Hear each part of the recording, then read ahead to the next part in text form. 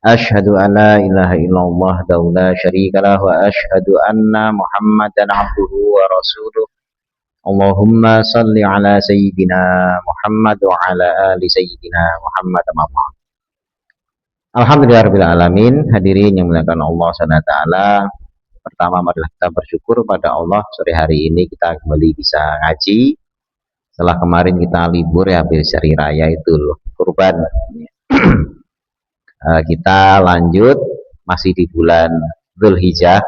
Alhamdulillah sebagian saudara-saudara kita sudah kembali ke tanah air dari menjalankan ibadah ke Baitullah, yakni ibadah haji. Mudah-mudahan Allah SWT menerima haji dan juga menjadi haji yang mabrur. Allahumma amin. Kita langsung masuk melanjutkan hadis tentang bab iktisadu fi ta'ah, tentang bersikap ya iktisad, sedang-sedang saja ya, bersikap wajar di dalam taat kepada Allah. Kemarin setelah membahas hadis yang sangat panjang ya, hadis riwayat dari Abdullah bin Amr bin Al-As. Sekarang hadis nomor 10. Wa an Abi Rib'i Hanzalah ibni Rabi. Abi Rib'i ini nama aslinya Hanzalah bin Rabi Al-Usaidi Al-Katib. Nama panjangnya ini Hanzalah ibni Rabi Al-Usaidi Al-Katib. Ahadi kutabi Rasulillah, salah seorang dari kutab-kutab itu sekretaris ya, atau juru tulisnya Rasulullah SAW. Qala, beliau berkata, Hanzalah ini berkata, Lakiyani Abu Bakrin, menemui aku Abu Bakar radhiyallahu anhu. Faqala, maka beliau berkata, Kaifa anta ya Hanzalah? Gimana kabarmu ya Hanzalah? Ini sahabat Abu Bakar menemui Hanzalah terus nanya kabar. Kaifa anta ya Hanzalah? Qultu, aku berkata, nafaqo Hanzalah, telah nifak telah menjadi munafik Hanzalah. Ini dijawab kabarnya, waduh, Hanzalah sekarang telah menjadi munafik. Ini jawaban dari Hanzalah begitu. Qala, berkata sahabat Abu Bakar, Subhanallah, Maha suci Allah. Ma taqul, apa yang kamu katakan? Qultu, aku berkata, Nakunu inda Rasulillah sallallahu alaihi wasallam, adalah kami di sisi Rasulullah sallallahu alaihi wasallam itu yuzkiruna, beliau menyebut kepada kami bil jannah, dengan surga, wanar, dan neraka. Jadi mengingatkan kepada kami tentang surga dan neraka. Ka'anna, seakan-akan kami itu ro'ain, melihat dengan mata sendiri. Jadi kalau di hadapan Nabi itu disebut surga, disebut neraka, itu seakan-akan bisa melihat surga dan neraka itu. Itu kalau di hadapan Nabi. Faidah kharajna, maka ketika telah keluar min indi Rasulillah SAW, dari sisi Rasulullah, itu asafna, kami bermain-main al-azwaja bersama istri, wal aulad bersama anak-anak, wad doiat, dan juga sibuk dengan doiat itu ma'isyah, kehidupan atau pekerjaan. Nasina kasiron, kami ini jadi lupa yang sangat banyak, jadi banyak lupanya. Nasina kasiron. Qala Abu Bakrin radhiyallahu anhu, maka berkata Abu Bakar radhiyallahu anhu, oh itu ngaku munafik itu ternyata itu sebabnya gitu ya. Maka sahabat Abu Bakar berkata, Fawallahi, maka demi Allah, inna lanal mislah hadza, sesungguhnya kami itu menjumpai, kami ini seperti itu juga, seperti ini juga, mislah hadza. Jadi, lo kamu merasa gitulah, kami juga ngerasa gitu. Nah, ini berarti saya juga munafik ini gitu ya.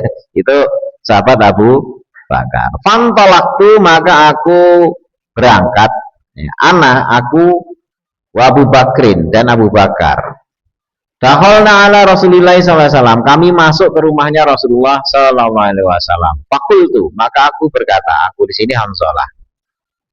Nafaqah Hanzalah, telah munafik Hanzalah ya Rasulullah. Faqala Rasulullah sallallahu alaihi wasallam, maka bersabda Rasulullah sallallahu alaihi wasallam, wa ma zaka, lo kok bisa begitu? Wa ma zaka, lo kok bisa begitu? Qultu, aku berkata, ya Rasulullah, nakunu indaka, adalah kami itu ketika di sisimu, tuzakkiruna, engkau mengingatkan kepada kami itu binari, dengan neraka, wal jannati, dan dengan surga, ka'anna ra'al ain, seakan-akan kami itu bisa melihat dengan kepala mata kepala sendiri. Faidah kharajna, maka ketika kami telah selesai, habis ngaji, habis taklim, pergi dari Rasulullah gitu ya, min indika, dari sisimu, asafna, kami bermain-main, kami sibuk, al azwaja, dengan para istri, wal aula, dengan para anak, wa dhai'a, dan dengan kesibukan pekerjaan. Nasina kasiron, kami lupa dan banyaknya banyak lupanya. Faqala Rasulullah sallallahu alaihi wasallam, maka bersabda faqala Rasulullah sallallahu alaihi wasallam, maka bersabda Rasulullah sallallahu alaihi wasallam, walladzi nafsi biyadi, maka demi jiwaku yang ada di tangannya, demi zat yang jiwaku ada di tangannya, yakni demi Allah maksudnya. Lau tadumuna, seandainya engkau terus menerus, ala matakununa indi, sebagaimana engkau ketika berada di sisiku. Kalau di sisi Nabi itu kan ingat surga, ingat neraka, ya seakan-akan melihat surga neraka itu benar-benar kelihatan gitu ya. Nah, kalau seandainya seperti itu terus menerus, baik di sisi Nabi maupun di luar atau di jauh dari Nabi, ya. Wafi zikri, dan juga dalam zikir, ya dalam ingat, lasofahat kumul malaikah, maka sungguh akan bersalaman para malaikat kepada kalian, ya.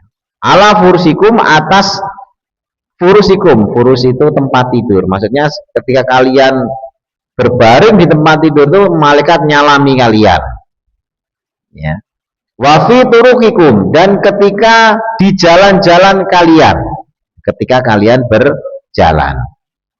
Walakin, akan tetapi ya Hanzalah, sa'atan wa sa'atan. Jadi Nabi itu mengatakan, tapi ya Hanzalah, ya sesaat. Maksudnya sesaat ingat, sesaat ya kadang-kadang lupa gitu. Itu manusia gitu ya. Sa'atan wa sa'atan. Salah samarat, beliau mengulang kata sa'atan wa sa'atan itu 3 kali. Rawahu Muslim. Qauluhu rib'i, perkataan rib'i itu dikasih ro, ini hanya menjelaskan kata-kata dalam hadisnya itu. Jadi ro-nya itu dikasroh, rib'i bukan rob'i. Wal usaidi, dan kata usai itu bidomil hamzah, hamzahnya didomah. Usaid bukan asaid atau bukan isaid, tapi usaid.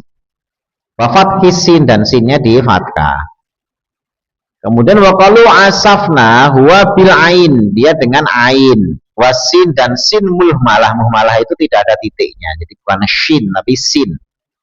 Ai alajna wala abna, la abna itu main-main tadi.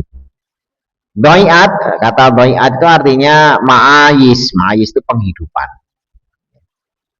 Nah, kembali kepada hadisnya, jadi ini sahabat Nabi, salah seorang sahabat yang merupakan sekretaris, ya, kutab itu juru tulis, yang namanya Hanzalah, ya. Beliau ini ditemui oleh sahabat Abu Bakar, ya, namanya ketemu kan nanya kabar dulu, gimana kabarnya ya Hanzalah. Nah, biasanya kan jawabannya kan tuh, wah ya baik-baik saja, alhamdulillah sehat. Nah, ini enggak, ini tiba-tiba ngomongnya Hanzalah telah munafik gitu kan, nantinya aduh saya ini merasa munafik. Ini pengakuan yang kata munafik atau nifak itu ditujukan untuk dirinya. Biasanya kan orang nuduh munafik itu orang lain nuding, ini munafik dasar itu ini. Nah, kalau ini enggak, itu bisa insight dirinya itu bagus. gitu ya. Artinya mau menilik dirinya ya. Jadi waduh, Hamzah telah munafik gitu kan. Nah, sahabat Abu Bakar kan bingung, ini kok ngaku munafik lah, gimana kok ngaku munafik itu gimana, sisi mananya kok kamu sebut munafik, alasannya apa? Nah, dijawab alasannya pas ketika berada bersama Nabi itu selalu ingat surga, ingat neraka. Ini seakan-akan lihat langsung karena Nabi itu ya senantiasa mengingatkan. Ya, kalau di sisi Nabi itu wah seakan-akan surga neraka itu benar-benar nampak di depan mata. Tapi begitu pergi dari Nabi, balik ke rumah, lupa udah main sama istri, sama anak, ngurusi kerjaan dan sebagainya gitu ya. Ibaratnya kalau seperti kita pas ngaji, akan-akan pahala, dia dosa, neraka, surga, benar-benar fokus gitu ya. Begitu selesai ya, habis ngaji selesai nggak ada bekasan. Itu seakan-akan. Nah, sahabat tuh nggak, yang seperti itu dianggap, waduh saya munafik ini. Gimana ya lah? Sahabat Abu Bakar akhirnya juga bilang, loh saya kok ya sama ya. Gitu ya. Pak Nabi itu gini-gini kalau pulang ini. Wah jangan-jangan saya juga munafik ya. Akhirnya berdua ngadep Nabi. Terus menceritakan, ya Rasul Hanzalah telah munafik gitu kan. Ini intinya ini sebenarnya bagus gitu, artinya merasa tidak aman. Ya, ini sahabatnya sudah sekretaris Nabi loh ini, sama Nabi tiap hari ketemu, tapi tetap tidak merasa aman nasibnya di akhirat. Apalagi kalau cuma asisten ustadz gitu ya, cuma kerja di pondok, ya, cuma asisten kiai, ya tidak ada apa-apanya. Ini sekretarisnya Rasul. Ya, itu saja masih ngaku dirinya Fik, ini saya masih nifak, ada nifak ini. Lah kenapa nifak? Karena gini. Dilaporkan sama Rasul. Lu ama Zaka. Kenapa bisa begitu? Kamu ngaku munafik, ada apa? Alasannya apa? Nah, diceritakan. Nah, maka Nabi, wah kalau kayak gitu. Ya, jadi ini Nabi juga memaklumi. Seandainya ada orang yang di hadapan saya ingat akhirat terus, ingat surga, ingat neraka, ingat pahala, ingat dosanya, terus pulang juga masih ingat terus, istiqomah ingat terus, sungguh malaikat itu akan menjabat tangannya.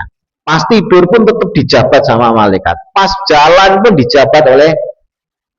Jadi malaikat itu dekat sama dia kalau dia mempertahankan keistiqomahannya, kondisi hatinya itu sebagaimana pas dekat Nabi padahal dia sedang bekerja dan lain sebagainya. Tapi Nabi memaklumi, saatan wa saatan. Ya kadang-kadang suka lupa gitu ya, namanya orang itu bukan sengaja gitu kan ya, namanya tidak fokus itu kan wajar gitu kan. Makanya kemarin yang pas ngaji hari Ahad kemarin itu kan waktu itu bahas tentang perkataan Imam Ghazali yang mengatakan bahwasanya ya tahsin itu bagus. Tapi kalau pas sholat karena ngejar tahsin terus akhirnya fokus kepada tahsinnya, makhraj dan lain sebagainya, terus lupa Allah. Harusnya kan ngaji itu ingat Allah, tapi terus bingung sih pengurus ini ha apa kho apa ini ya, itu akhirnya tidak ingat Allah, hanya ingat cara pengucapan dan lain sebagainya. Ini kan melalaikan ya, melalaikan karena orang fokus ke sesuatu itu mesti lupa pada sesuatu. Orang tidak bisa fokus pada dua hal, mesti ketika fokus ke yang satu, yang satunya ini mesti berjalan otomatis atau autopilot ya. Kalau bapak-bapak dulu belum bisa nyetir, baru bisa nyetir ya, baru bisa nyetir, disuruh WA-an pakai nyetir nggak bisa, karena mesti wah jangan, wah pegang ini takut apa namanya nyungsep ya, ngatur kopling, ngatur aja masih mikir gitu ya, apalagi disuruh WA-an. Tapi begitu sudah mahir, masuk gigi satu, gigi dua, gini-gini, pegang HP gitu ya, WA-an tek sambil nyetir. Saya sering lihat gitu orang-orang kayak gitu-gitu, pegang HP gitu ya, nyetir, sambil gini gitu ya. Atau bahkan naik motor. Ya, naik motor itu ada, saya pernah di belakang motor itu orang pegang HP sambil apa namanya bawa motor WA-an gitu ya, sambil ngeliatin gini. Nah Itu sebenarnya ketika dia fokus satu, maka dia lalai pada yang lain. Makanya dia hanya bisa ganti fokus, kadang-kadang ke sini, kadang-kadang ke depan, ganti fokus. Nah, orang ingat Allah mesti lupa yang lain. Kalau ingat yang lain mesti lupa Allah. Nggak bisa kumpul. Makanya saatan wa saatan. Ya, saatan wa saatan. Jadi susah untuk apa namanya dua-duanya fokus itu nggak bisa. Dua-dua fokus itu nggak bisa. Maka Nabi juga memaklumi di hadapan Nabi itu, ingat surga neraka. Pulang ya di hadapannya ada istri diomelin, wajib mulu, gitu ya. Wajib mulu ini nggak tahu urusan ini ya diomelin gitu ya. Ya udah, menghibur keluarga dan lain sebagainya gitu ya. Nah, tapi itu bukan merupakan ciri kemunafikan. Jadi Nabi bilang bukan kayak gitu. Iya wajar biasa aja kalau bisa kayak gitu misalnya apa namanya fokus full hanya ingat Allah tok gitu kan. Wah itu dijabat malaikat kamu gitu ya. Tapi ya namanya orang ya lupa dan sebagainya itu ya saatan saatan.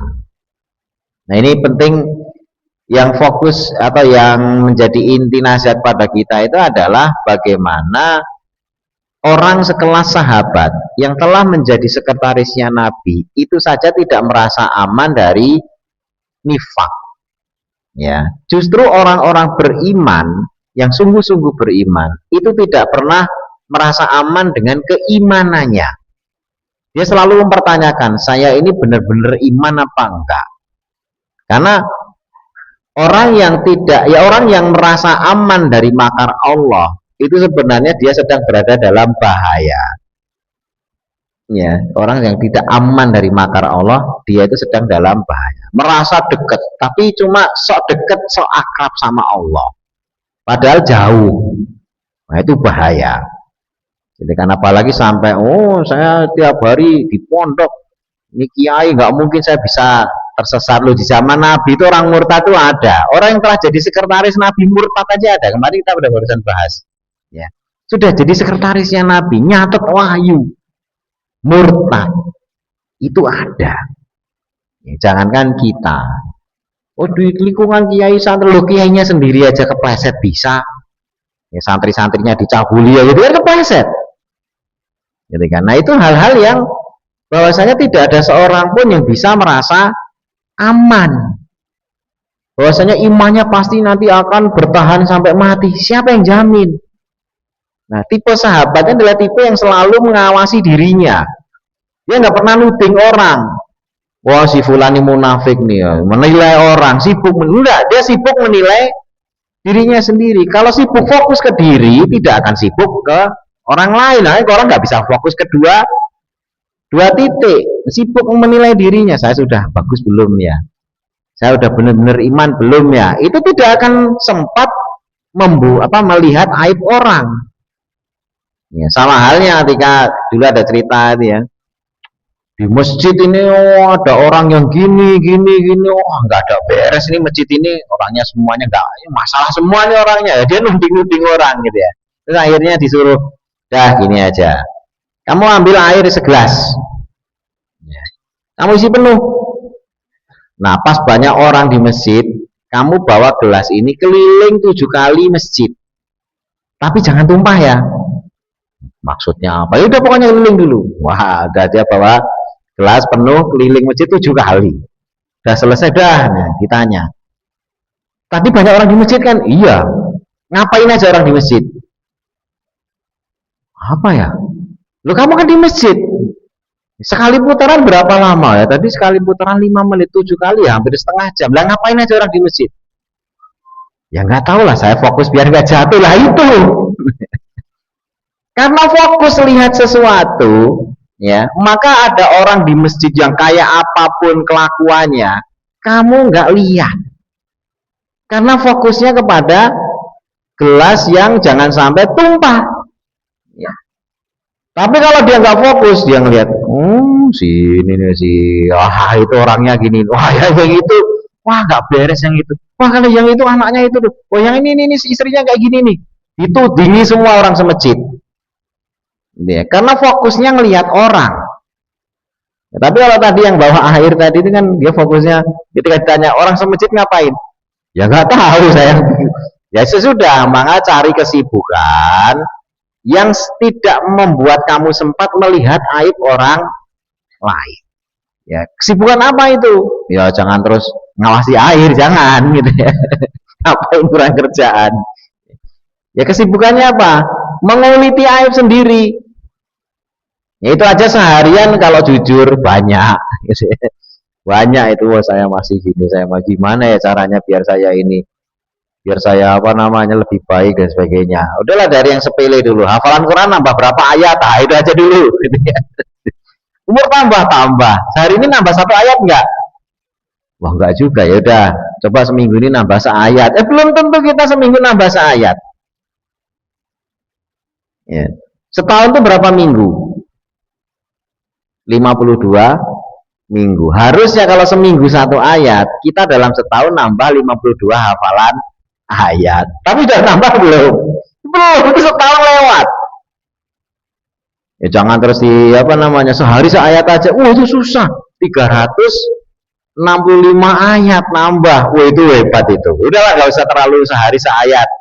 One day one ayat nggak usah. Seminggu seayat nambah. Koreksi ke diri kita. Setahun 52 ayat top. Ya Al-Baqarah sampai ayat 52 dalam setahun. Itu top itu. Ya 10 tahun dapat 500 ayat. Itu Al-Baqarah lewat. Al-Baqarah itu cuma 200-an. Tapi kita 10 tahun nambah berapa ayat? Itu aja udah muhasabah ke diri kita. Dikuliti begitu itu kita nggak bisa jawab. Malu udah. Lah kok kita masih sibuk nuding orang? Itu berarti apa? Kita kurang kerjaan banget tuh nuding orang itu. Ya, nuding orang itu kurang kerjaan banget karena kita saja yang di dalam itu kita nggak apa namanya ya belum terkoreksi. Ya. Nah, sama seperti sahabat ini ketemu sahabat Abu Bakar dia gimana kabar? Waduh saya ini infak. Ini orang yang berhasil menilai dirinya sendiri. Jadi ini mesti orang jadi baik. Nanya Rasulullah ya maksudnya gini loh, gini. Akhirnya Rasul yang ngerem. Ya lupa-lupa dikit nggak apa-apa. Ini nasihat buat orang yang fokus. Itu kalau lupa dikit nggak apa. Tapi kalau yang orang banyak lupa dikasih kayak gini, berarti lupa nggak apa-apa ya. Terus seminggu lupa. Itu orang yang biasa meleng gitu ya. Kalau nasihat Nabi ini saatan gitu ya. Itu maksudnya ya sesekali gitu ya, bukan terus-terusnya. Itu dapat legitimasi untuk meleng gitu ya. Nah ini nasihat baik. Artinya memang apa namanya terlalu gekeng itu terlalu sepaneng ya kepada agama apa itu juga ya itu hal yang memang kalau bisa top tadi itu ya kalau bisa top tapi kita ini manusia yang punya keterbatasan sehingga saatan wa saatan sesuai dengan babnya iktisadu fi ta'ah ya. Berikutnya hadis yang terakhir di bab ini hadis nomor 11 wa Ibnu Abbas radhiyallahu anhuma dari sahabat Ibnu Abbas radhiyallahu anhuma qala beliau berkata, baina Nabi sallallahu alaihi wasallam yahtubu ketika Nabi sallallahu alaihi wasallam itu berkhutbah idza huwa birajulin ketika itu beliau ada seorang laki-laki yang qaimin sedang berdiri fasala anhu maka beliau menanyakan tentang orang tersebut orang yang sedang berdiri tersebut faqalu maka para sahabat menjawab.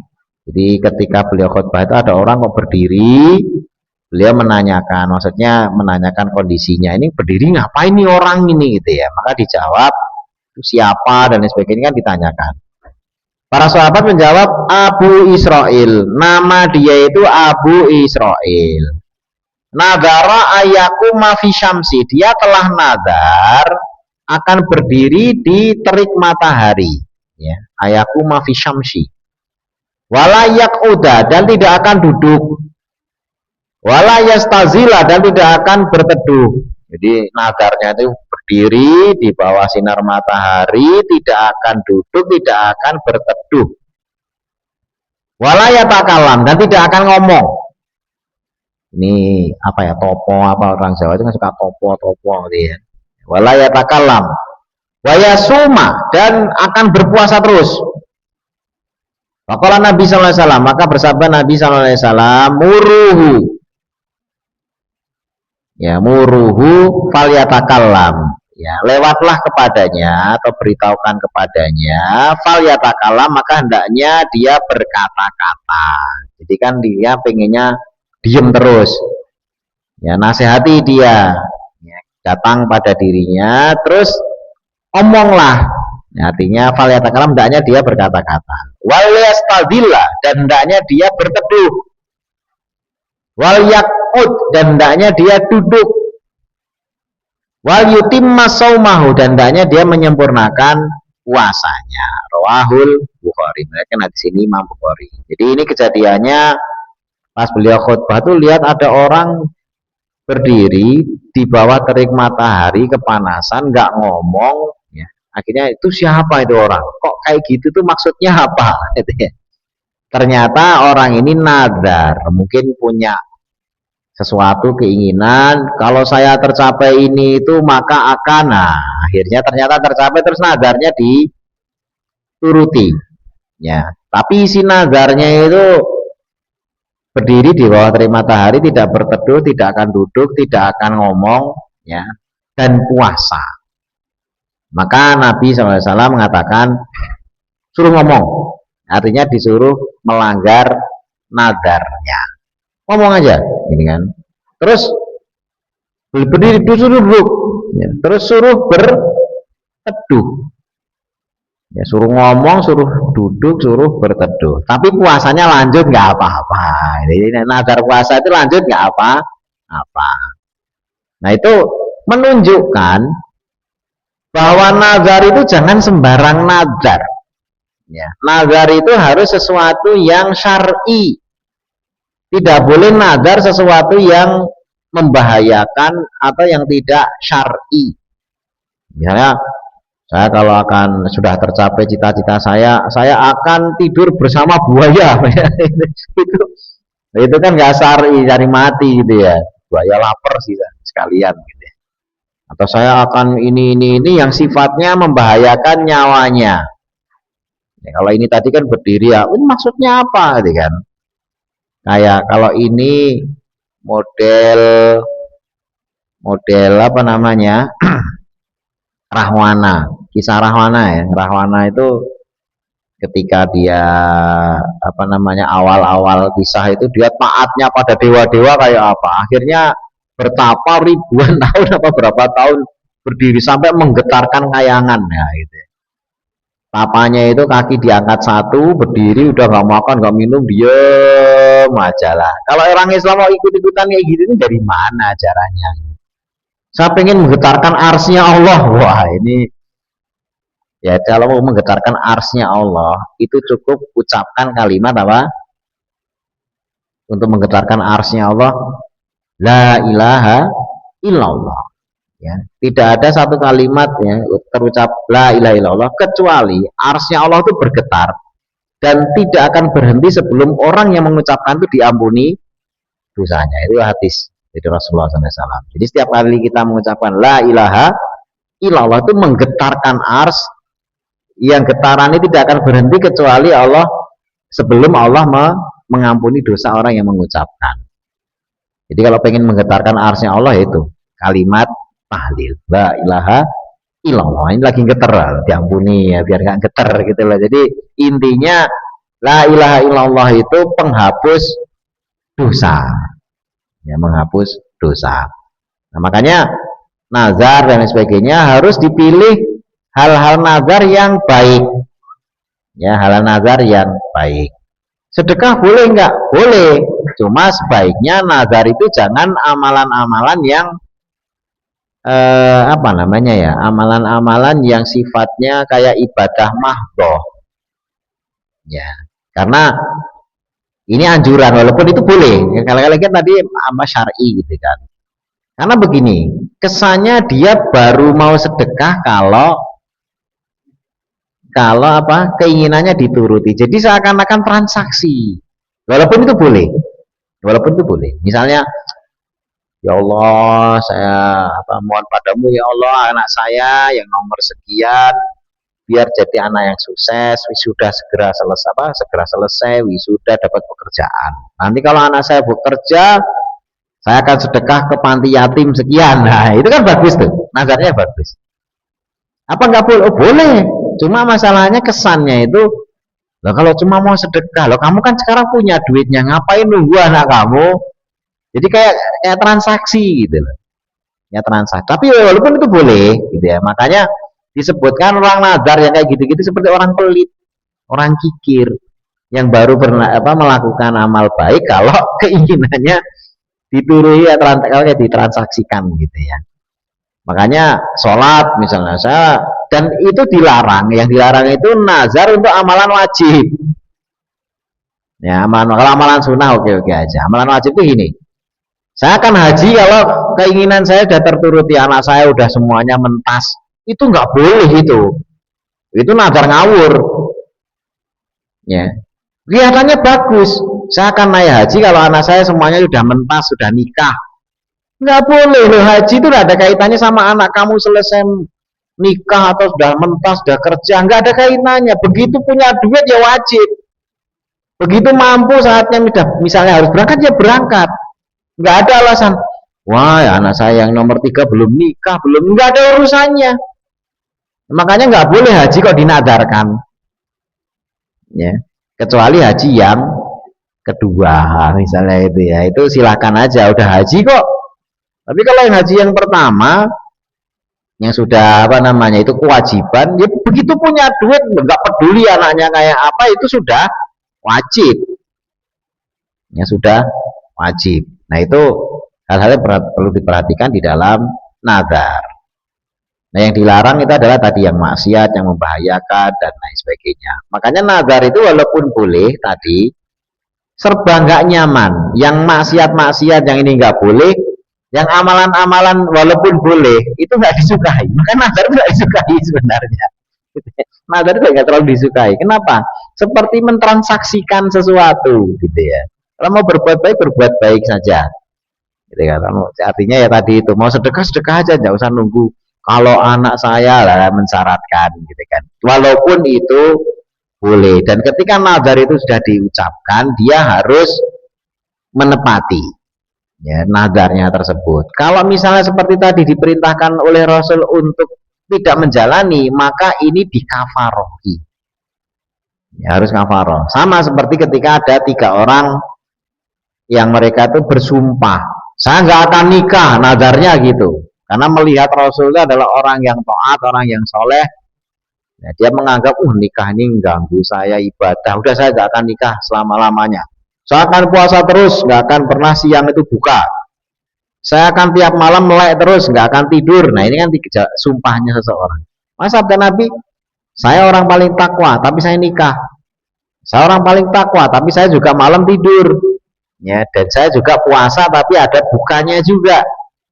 Nah, sehingga kalau sudah terlanjur bersumpah, ya seumur hidup akan begini-begini, sumpahnya di kafaroi, nazarnya yang tidak disempurnakan itu di kafaroi. Salah satu kafaroh sumpah itu kan puasa sekian hari dan sebagainya. Jadi ketika nazar itu tidak boleh dijalani, berarti dibatalkan, ya pembatalnya itu dengan membayar kafaroh dari nazar tersebut. Walaupun sebenarnya ketika diteruskan itu nggak baik, tapi ketika berhenti itu tetap dikafaroi nazarnya. Tidak langsung berhenti begitu saja, tapi dikafaroi nazar atau sumpahnya. Sampai di sini ditanyakan tentang 2 hadis ini. Dan ini hadis terakhir di bab iktisadu fil fitoah. Ya.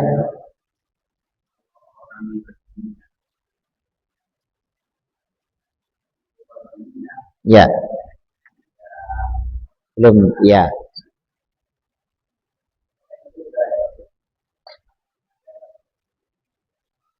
Ya. Jadi nazar dengan niat itu beda. Nazar itu harus dilafatkan dan ada kalimat sumpahnya. Kalimat sumpah. Wallahi, demi Allah, saya akan begini-begini dengan syarat Nah, ada syarat di situ.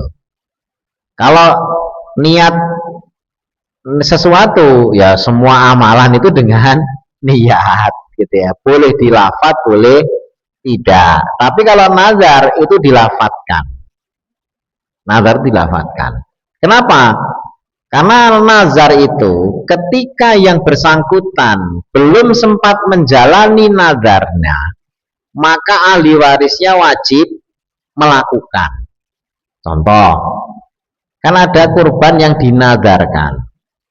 Ya, kebetulan punya apa namanya keinginan, wah saya belum pernah kurban seumur hidup, nggak pernah punya duit, duitnya selalu kepake, pokoknya tahun ini ya begitu si tole udah selesai ini ada rezeki saya nazar pokoknya harus kurban tahun ini. Nah, yang dinazarkan gitu kan, dan itu dilafatkan ya, dan itu ada saksi dan lain sebagainya. Nah ketika dia nazar begitu terus tiba-tiba menjelang hari H meninggal orangnya, maka ahli warisnya itu wajib menunaikan ketika syaratnya terpenuhi. Wah ini lulus bener ini lah, dulu bapak kan udah pesen, udah nazar dia mau berkorban gitu kan. Nah, makanya korbannya korban apa? Nazar. Itu wajib dilakukan oleh yang masih hidup karena sudah menjadi nazar.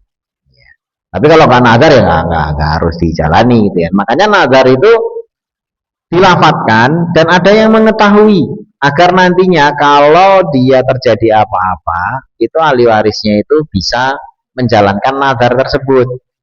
Ada kalanya nazar itu berkaitan dengan hak orang lain. Contoh, punya asisten ya atau pembantu,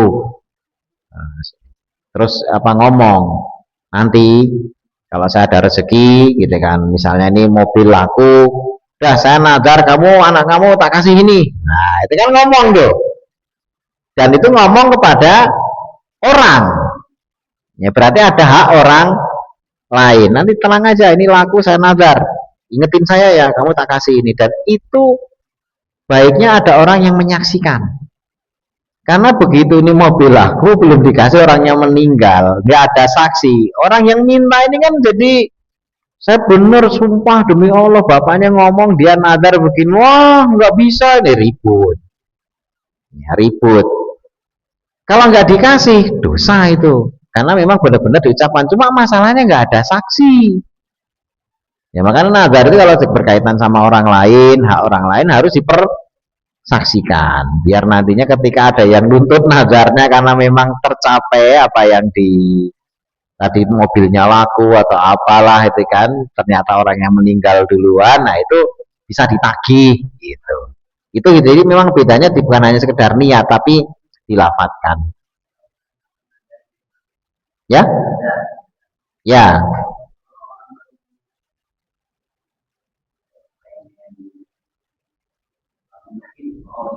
Ya, ya, bukan, ya keinginan saja, ya baik-baik saja. Itu hanya sebagaimana seseorang yang meniatkan sesuatu walaupun belum terlaksana sudah dicatat oleh Allah satu kebaikan.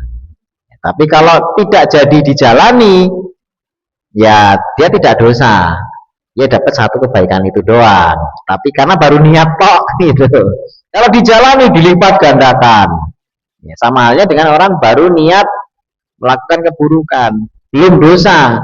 Begitu dijalani dosanya, saya masuk yang hadis itu. Jadi cuma niat, tapi sudah dapat pahala itu. Yang lain,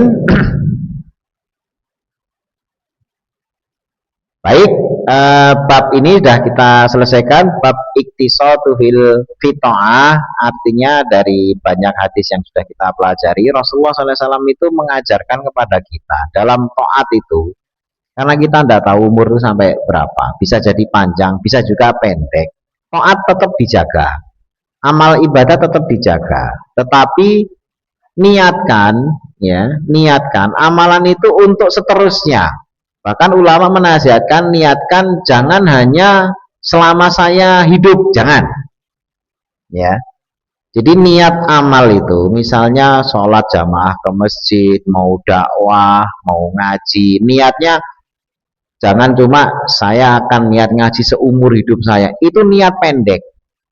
Ya, loh, kan itu bagus.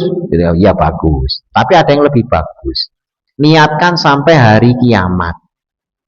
Ya, jadi saya niat ngaji ini, saya mau istiqomah sampai hari kiamat. Saya mau dakwah sampai hari kiamat. Saya mau sholat jaga istiqomah, sholat jamaah ke masjid sampai hari kiamat. Kenapa? Karena kalau niatnya sampai hari kiamat, kita mati sebelum kiamat, niat kita itu masih berlaku, pahalanya masih dapat. Walaupun kita sudah mati, karena niat kita sampai hari kiamat. Niat itu bisa memperpanjang kebaikan. Tapi kalau niat ya saya mau ngaji seumur hidup, begitu mati selesai katanya. Ya syukur-syukur misalnya sebelum mati dia sudah kiamat gitu ya, ini berarti seumur hidup dapat. Tapi kalau niat sampai kiamat, walaupun sudah mati, dia dapat pahala ngaji terus, dia dapat pahala sholat terus, karena niatnya sampai kiamat. Makanya niat itu menentukan besar kecilnya pahala kita, gitu kan. Dan itu sangat-sangat penting. Dan itu keniatan itu dimulai dari sejak kita mau memulai apapun dalam hal ibadah. Dan seyogyanya niat itu unlimited. Sebagaimana Nabi Ibrahim alaihi salam itu diajari oleh Allah, wahai Ibrahim, serulah untuk manusia ke rumahku ini, maksudnya ke Baitullah. Menyeru ya Allah, kepada siapa? Ya pokoknya serulah kepada siapa? Seluruh umat manusia. Ya umat manusia bingung. Maksudnya gimana ya, seluruh umat manusia itu semua, bahkan sampai ke tulang sulbinya itu kamu seru. Ya, Nabi Ibrahim kan nggak nyampe. Ya. Tapi yang sekarang ini saat ini haji itu adalah hasil seruan Nabi Ibrahim yang ngajak, karena memang diniatkan untuk semua manusia, walaupun saat itu bingung juga lah. 2000 tahun yang akan datang sudah kepikiran siapa yang lahir dan sebagainya, tapi itu ya termasuk yang diseru. Nah, untuk menyusun niat sampai sejauh itu kan perlu wawasan yang panjang mikirnya, gitu kan. Kalau kita kan ayo nyeru, mau nyeru, ini manggil siapa nih, orang paling gini, suruhan saya kedengar sama siapa. Jangan mikir kedengaran sama siapa, yang meneruskan seruan ini siapa? Allah. Makanya azan. Nah, ini muadzinnya belum si Heri mana nih? Muadzinnya ke Korki. Kalau azan jangan niatkan, misalnya nih mik nih, ini Masjid Al Hikmah, hanya menyeru orang segarden, wah rugi. Ya, serulah orang untuk seluruh alam. Lah apa ada yang dengar? Ya sama seperti Nabi Ibrahim tadi. Lah apa cucunya dengar? Biar Allah yang meneruskan. Ini niat itu harus unlimited. Ya, ketika azan itu saya niat mau manggil orang sebanyak mungkin yang bisa dipanggil. Ketika seluruh alam tanpa batas. Ya, termasuk ulama itu nasihati bikin jendela buat ventilasi, salah, jangan, rugi, udah keluar biaya untuk ventilasi doang. Lah maksudnya apa? Bikin jendela apa? Jangan hanya untuk ventilasi toh, biar suara azan masuk.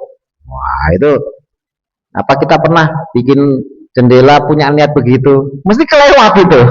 Ulama itu betul. Ya, mana ada orang bikin biar suara azan masuk? Kenapa? Karena kalau bikin jendela dengan niat biar suara azan masuk, jadi ibadah bikin jendelanya, bukan hanya dapat udara seger. Ya. Tapi apakah kalau diniatkan bikin jendela untuk biar azan suaranya masuk terus nggak dapat udara seger? Ya dapat. Cuma hanya kalau niatnya hanya sekedar ventilasi, ketika suara azan itu kedengaran karena pintunya terbuka, kita nggak dapat pahala bikin jendelanya. Cuma dapat udara segernya doang. Nah, makanya niat itu semua hal kaitkan dengan ibadah yang sepele-sepele, tapi justru mendatangkan pahala yang besar. Jadi jangan ngotot untuk urusan-urusan yang kayak kemarin saya sudah jelasin. Jadi iktisad sedang-sedang saja, tapi semua yang kita lakukan diniatkan untuk seterusnya, ya unlimited. Mungkin itu yang bisa kita bahas sore hari ini, mudah-mudahan bermanfaat. Kita tutup doa kafaratul majelis. Subhanakallahumma wa bihamdika asyhadu an la ilaha illa anta Astaghfirullah. Assalamualaikum warahmatullahi wabarakatuh.